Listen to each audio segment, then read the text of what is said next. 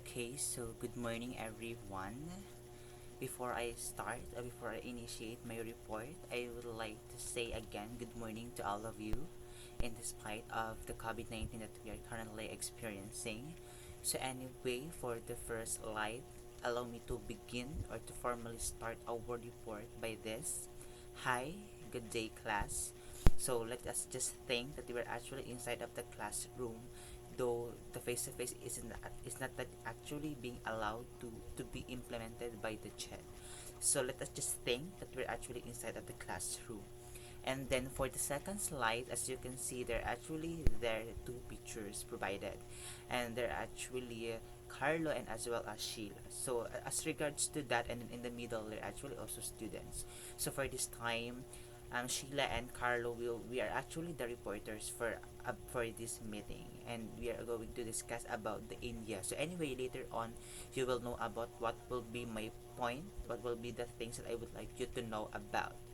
So anyway, and for the third slide, so as you can see, there are actually pictures provided, and as what I actually said, Carlo and then Sheila are actually the reporters. So on the right side, she is actually Sheila Grace Marba, and then for the left side, that's actually me, that's actually myself, that is actually Carlo. So and I guess all of you are actually already aware of who we are in this and of all for within 5 months that we have been when there was non-COVID yet occurred, and so generally I guess you're all aware of who we are, of the faces that we have as regards to our personality or who we are as people like Sheila Grace and as well as Carlo.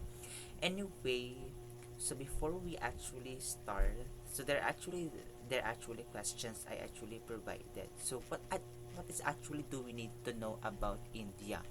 So I guess not every one of you has an idea what is actually India. So based on what I actually researched, India is actually such rich. It's not just only rich, or it's not just only opulent, it's not just only affluent about the culture, about the customs, the traditions, as well as the beliefs. That is actually India. So anyway, that is just actually a background about what is actually India. And then, so our topic for this morning, we will actually be dealing with the culture of India as well as the Ramayana. So I guess you're all aware on how the word culture should be pronounced. So like what actually the professor that we have now currently in the or currently in this semester, he was able to mention this word culture. It's not actually culture, so just to remind of you, it's actually culture. So we will actually be dealing with the culture as well as the Ramayana. On my part, I will be dealing with the culture, while Sheila Grace Malba will be talking about the Ramayana. So what is actually culture? Before we proceed to what is actually inside of the topic that I would like you to know about. So we talk about culture. So wait, what I actually also learned when I was still actually in first year, or when we were still in first year, I mean, there was this actually course provided. I guess it's actually the gender and the society. So there was this actually word culture being provided, being discussed by our instructor. So culture, what is actually culture? So culture is actually a collaboration. It's actually a product of social interaction and collaboration. Why did I say so? Why did I say so that culture is actually a product of social interaction and collaboration? Because culture, it will not actually occur without the interaction, without the collaboration. There will be non-interaction without collaboration, and there will be non-collaboration without an interaction. So that is how culture actually plays. And the second one, we talk about culture, it actually also defined there that culture is actually a social formation. For example, where we are now, we are actually part of the community, and the community is actually part of the society. So as people, we as actually individuals, we are actually part of the community. So it's actually an example of a culture, because culture, as what I actually said, it's not just all about the traditions. It's not just only about the beliefs. However, it actually also pertains to the social formation. So basically, social formation, it pertains, or it deals with the form. It deals with the unity. It deals with the size, or it deals with the structure of a particular group. That is actually culture. And then the third one, allow me to insert this thing. When we talk about culture, it can actually be inherited. For example, I am actually Carlo. I was born and raised as Christian, and then I will actually transfer to another place, and then I will able to experience that of my friend. Like, let me say I actually have my friend, and then I actually transferred to another place, and then let me say she is actually Muslim. So culture, it can actually interchange, it can actually change. It's because it's not just only being inherited, it can actually change. It's because we need to put in mind, in this world nothing is actually permanent. So, and one of those is actually culture. Culture is, yes, it may be permanent, but, or however, it's not that actually will actually last, or it's not that it will actually take long. So that is why culture, it can actually interchange, it can actually change from one generation to another, though it can actually be passed. However, not that in a way that it can be that that that it will actually last forever. So that is actually culture. And then we actually also, with, there is actually this in the title, India, and as well as the Ramayana. So later on, you will know about what are actually the cultures of India, and then what is actually Ramayana. So just to provide with you a short background, what is actually Ramayana? Ramayana is actually an epic. It's actually a story. So Ramayana is actually such an exploiting. I mean, not exploiting. It's such an exhilarating. It's such an interesting story. You will know later. You will find out what is actually Ramayana. So let's now proceed to the culture of India. So I actually provided you there the first, I mean, the first slide as regards to the culture. So the first one is actually the greeting, or the greeting. I'm really sorry if I tend to mispronounce the word correctly. So first word is actually greeting, or it's actually the namaste. So the namaste is one of the most popular Indian customs, and isn't just restricted to the Indian territory anymore.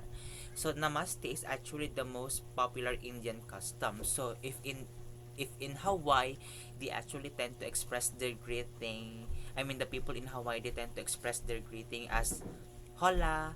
In Korea, they tend to the people of Korea, they tend to express their greeting as annyeonghaseyo. In the Philippines, we tend to greet people like magandang umaga, good morning, good afternoon. While in India, they actually tend to say namaste. So if you would like to greet people in India, you just simply have to say namaste.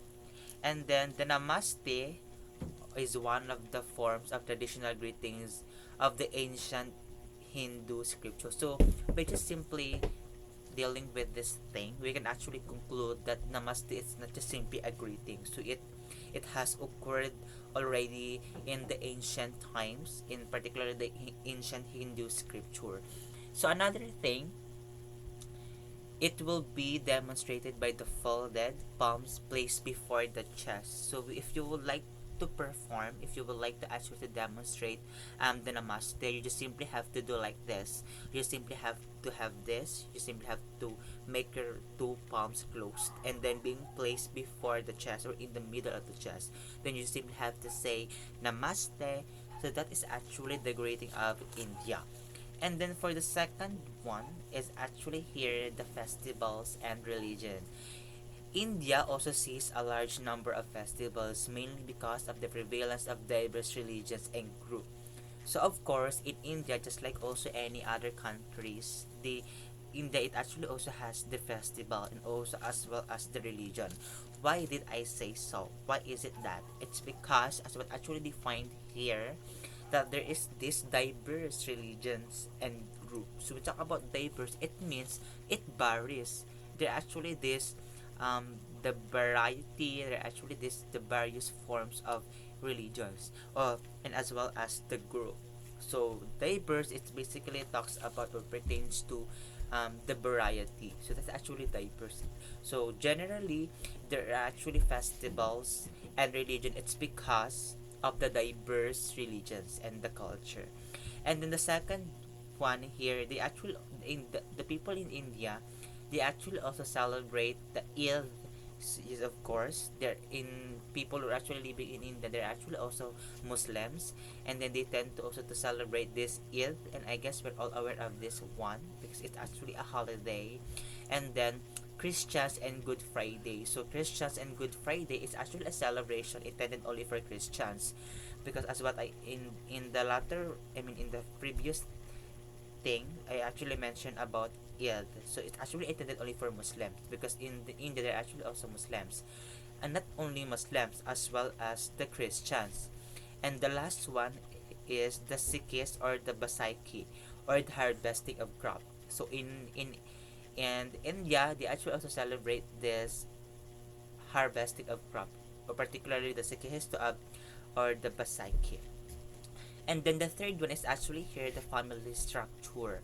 In India, there exists the concept of a joint family, wherein the entire family, parents, wife, children, and in some cases or in some relatives, all live together. So I guess it's actually understandable. It's actually comprehensible because basically, if we talk about the family structure, it deals with the formation of a family, and then it particularly pertains to the joint family. So basically, family, there is actually this family involved or families involved because there is actually this adjoint, or there's actually this being connected. So that's actually what we call a joint family. Wherein, for example, I'm actually living with my father and I would like to mix with my auntie and uncle. That's actually like what we call a joint family. So why is it that the place of India, the country India, they actually believe or they strongly have this belief about a joint family? It's because this is mostly because of the abusive nature of the Indian society, and also reportedly helps in handling pressure and stress. So okay, so we actually got this point that it's because that is why the country India, they actually believe, or the people in India, they actually believe about a joint family because they think that if there will be this a joint as regards to the families, both families, there will they will actually able to conquer everything, to conquer all of their problems, all of their pressure, as well as the stress. And then the fourth one is we will actually talk about here the symbols. So the symbols, particularly it pertains to the fasting. Fasting is an integral part of Hindu culture. I mean, first of upa are a way to represent your sincerity and resolve. So fasting, it I guess we're all aware of fasting. So basically, when we talk about fasting, it means skipping meals. For example, in a day, we actually tend to have this thrice meals, breakfast, lunch, as well as the dinner. So when we talk about fasting, let me say you will just only have breakfast, then you will not take or you will not eat for lunch or dinner. That's actually already a fasting. That's actually a tradition of fasting. So that's actually part of the tradition of India. So they actually believe that fasting, it actually represents your sincerity and resolve. So if you actually fast food, then it means you actually expressing your sincerity. Your Because basically when we talk about sincerity, we only tend to express our sincerity through our eyes, through our actions, through our efforts. No, in India, they actually believe that you can actually express your sincerity by way of fasting. So it's actually already a symbol. It's one of the symbols. It is widely believed that by doing so, you are depriving your body of a basic necessity, and thus probing yourself to cleanse of the sins that you have committed until the day of the fast. So if you actually fast, you're not just simply expressing your sincerity, as well as you're actually cleansing yourself from sins.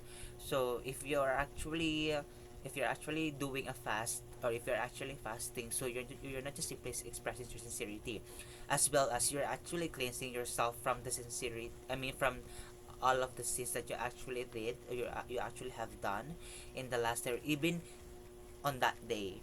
And then the fifth one is actually also here the religious customs or the holy cow. Cow is the Indian culture is considered to be holy animals. So in India there is actually this cow. So basically if you will actually have this a comparison about the country of India as well as the Philippines, in our country or even in the other countries, they actually tend to believe that cow is just simply an animal. It can actually be food. It can actually help to balance our ecosystem, our nature. No, in India, they actually believe, I mean, it people in the India actually believe that the cow is actually holy, and then it is worshipped as a referral figure and as a depiction of you of a bounty of Mother Earth. So it's like worshiping. So it's like worshiping God. So in India they tend to believe that like cow is not just simply an animal, it's not just simply holy, as well as also a god, because it actually mentioned there the word worship. So people in India, they actually worship cow as not just only holy, it actually represents the bounty of Mother Earth. So they actually believe that if they will actually able to worship cow as their god, then there will be this a bountiful, there will be this an abound, there will be this an extremity, or there will be this an extravagant about the resources, or there will be about the Mother Earth or our nature. And then for the sixth one, let's actually proceed to the architecture. So I guess we do all have an idea what is actually an architecture. So basically, we talk about architecture. It actually pertains to the structure. It deals with the building. Deals with the formations. That is actually a formation.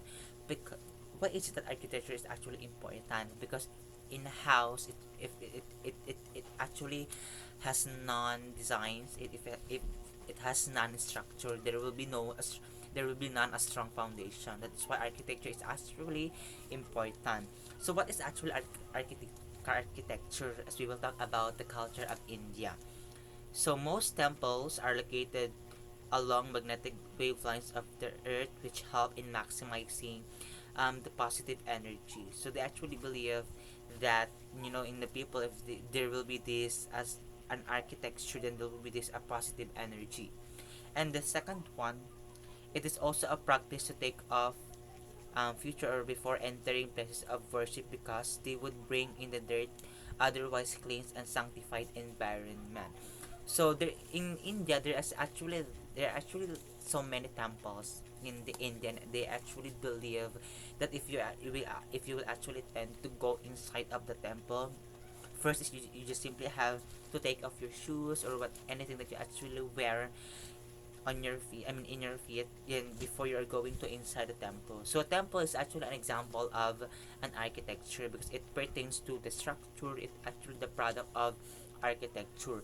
So they actually believe that if you will tend to go to the temple, you're already you're already performing a worshiping one, you're already worshiping God, and at the same time you're actually removing dirt.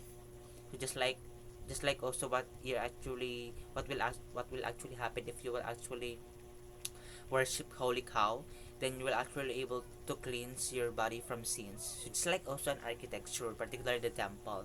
If you tend to go inside the temple, then you're actually cleansing your body from sins. And then for the seventh one, there's actually this the marriage, the arranged marriage system. So marriage, I guess we're all aware of this one. We do already have an idea what is actually marriage. So marriage is actually intended for both people who deeply fell in love together, and then they tend to promise themselves to involve in marriage. So marriage, there's actually this, I mean in culture of India, there's actually this an arranged marriage system. If you will talk about marriage for royal families, a ceremony known as the Sayawanbe would be arranged for the bride. So there, just like also in Philippines, there is this actually also a classification, or there are classifications about the rich. So if you're actually rich, you belong here. If you're actually poor, you belong there. If you're actually average, you stay there.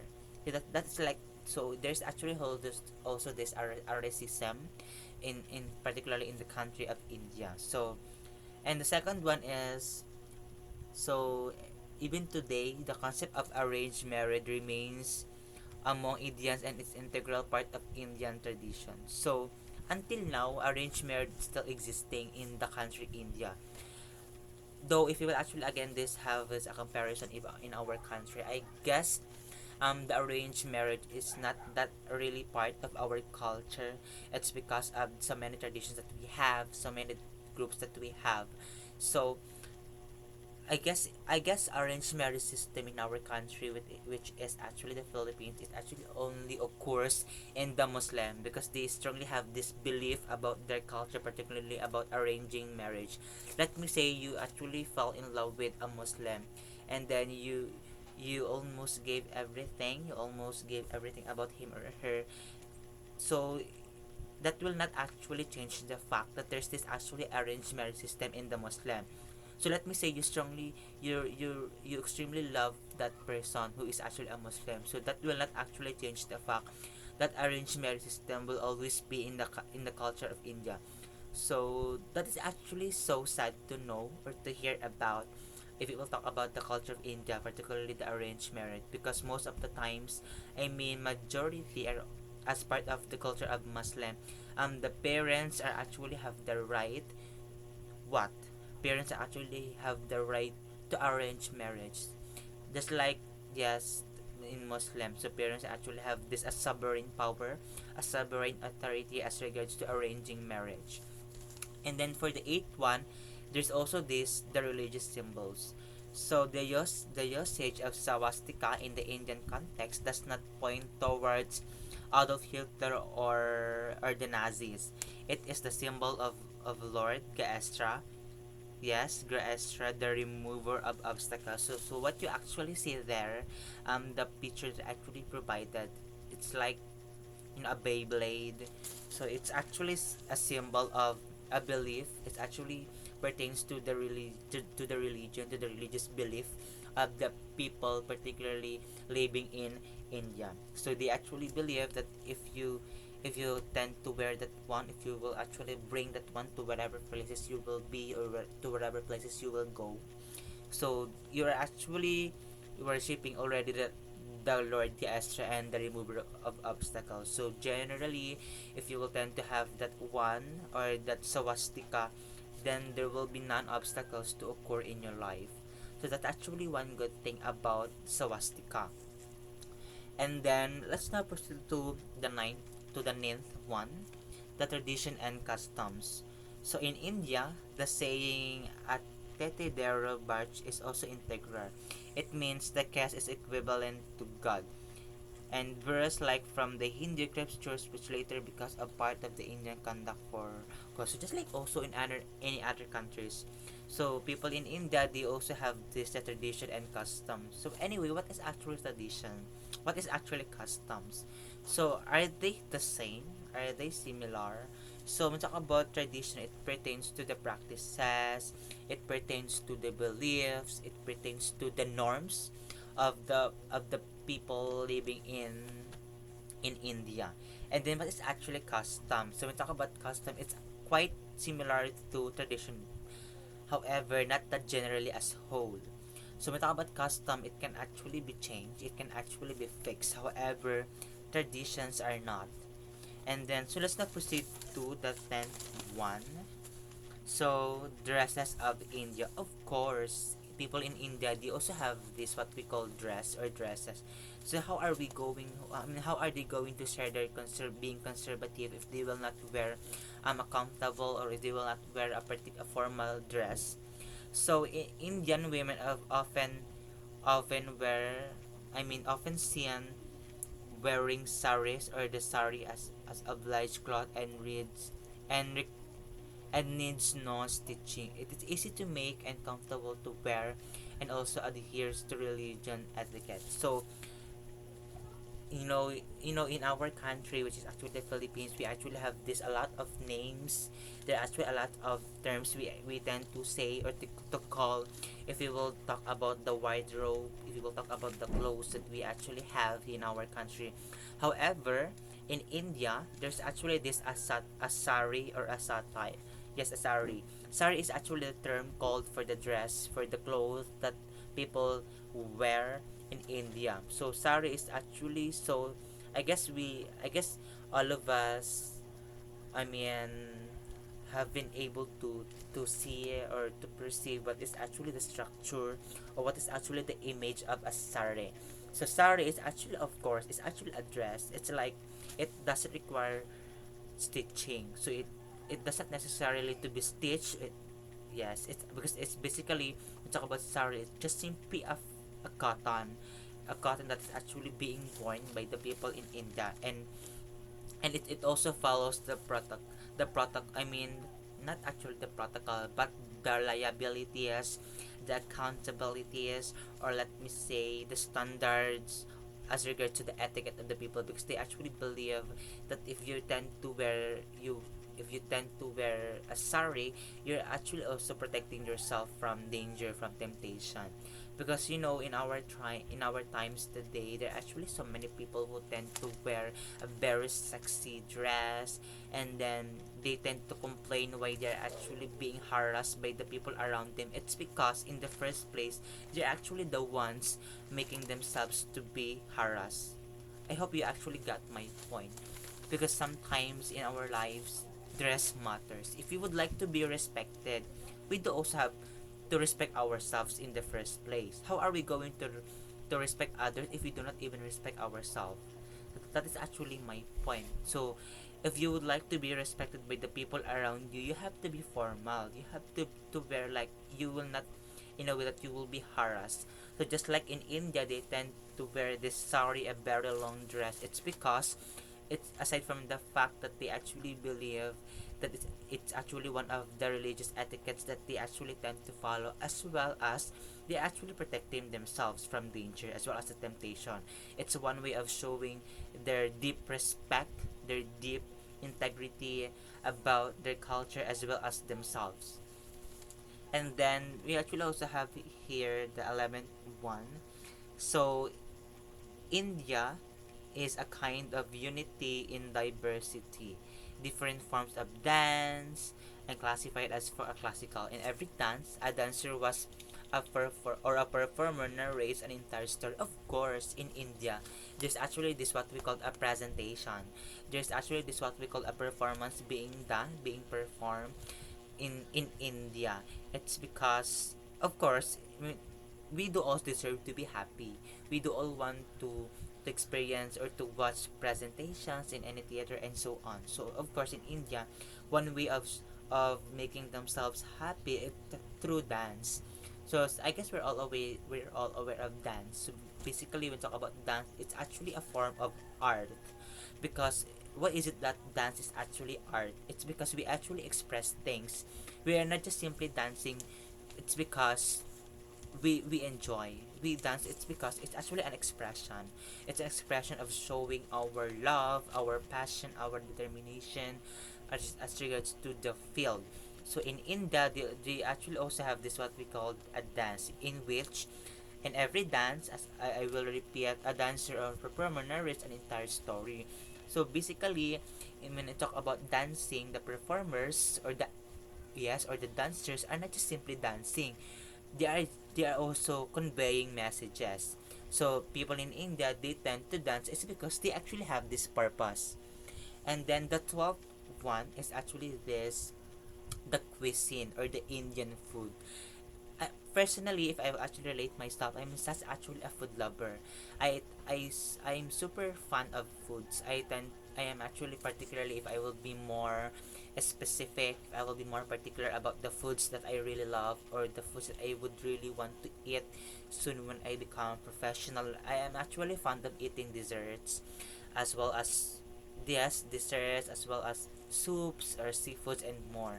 So just like also in India, they also have this cuisine or the foods. because in Philippines we are actually known for adobo.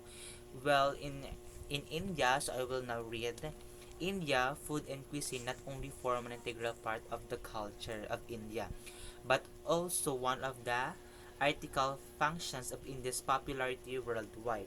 So, the India, it tends to be known around the world not just because only of the culture, of the customs, of the traditions it has, as well as the cuisine or the Indian food. So people in the India or the in India, it tends to be prominent, it tends to be famous. It's because of the popularity of its dishes, of its foods. And then the style of cooking varies from region to region. So we can actually conclude that there are actually so many recipes, there are actually so many menus if we will talk about the dishes of India, because of what actually said being mentioned here, that the style of cooking, it actually varies from region to region. So basically, if just to provide with you an example, so let me say if I actually live here in Taguluan, and then adobo here in Taguluan, adobo, it composes pineapple. Well, if you move to another place, let me say in Villanueva, it actually believes, I mean, it actually cooks adobo with, let me say, with seafood. So there is actually a variety. There is this a disparity, or this a difference, if we talk about style of cooking that actually varies region to region. So that is actually what my point is. And then let's move on to the scriptures. So I guess we're already three fourth. So we're already from the fourth from the last. So for scriptures, so Indian literature can be traced the great epics written in the form of poems, plays, stories, and even self-help guides. Of course, in India, there is actually also this what we call a scripture. So we talk about scripture. Basically, it's actually an art. It pertains to the images. It deals with the visual things that we actually see, or let me say the poster. It's actually an example of a scripture. And then the most famous Hindu epics are Ramayana and the Mahabharata. So later on you will know about what is actually Ramayana. So Ramayana is actually one of the famous Hindu epics of India. And so let's now move on to the 14th one. So Indian martial arts. So India is home to quite a few unique styles of martial arts. So in India, it actually also has this what we call martial arts, because people in India, they actually believe that martial art is not just simply a martial, it's not just simply an art. However, it's also a one way of protecting themselves from danger. That is why people in India, they actually believe, they strongly have this belief, or they actually provide such an immensity of indispensable things about martial arts. So for further elaboration, so some martial art forms require the use of weapons, some don't. So people in India, if they tend to perform a martial art or martial arts, so there are actually classifications of martial arts in India, like what actually being defined here. So there is this martial art requires a weapon. On the other hand, or on the other half, there is also this what we call a martial art that requires what? No, non-weapon. And then in today's times, these martial art forms are popular in self-defense techniques and even fitness. So we will so what I actually said, that martial art is actually a form of a way of protecting themselves from danger. So in India, they people in India, they do not only believe that martial art is not just only a form of protection or protecting themselves from danger, as well as it's actually also a fitness. If they tend to perform a martial art, so they're actually also doing an exercise. So it's all, so generally or otherwise, if you will have this a wrap up of things, so India or martial art, it's not just simply an art, It's not just simply a martial, it's not just simply a protection as well as a fitness. So those are actually the points that I would like you to know about, or the messages that I would like to convey. And now for the 15th one, the second from the last, eating with hands. So yes, so we are actually common. We are so much where people living in the Philippines are actually common with what? With eating with hands, because even me personally, I tend to eat foods using hands, using bare hands. But there is actually this a twist. If we will have again this a comparison as regards to our country, which is the Philippines, to India, because in India it may not sound great to many people. However, it has many benefits. Fingers serves as the heat receptors. So eating with hands, it actually plays an important role, because of course when we eat, we are not using our feet. Of course, our hands, with our particularly our fingers. So fingers, they actually tend to stand as the heat receptors. So if we will tend to eat like using our just simply using our hands without utilizing spoon and fork, then we are actually already doing a heat. I mean, you already have this receptors.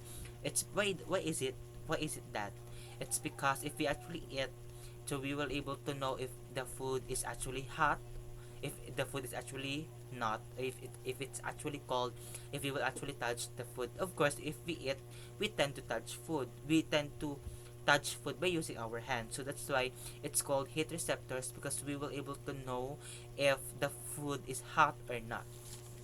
And then eating with hands is a widespread practice in South and in East India, but a bit more, but a bit yes, it's a bit north in West India.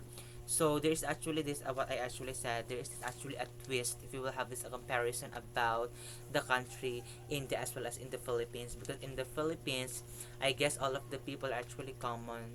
They People here, they actually, whatever places you will go, there will always still be people who are actually eating with foods using hands.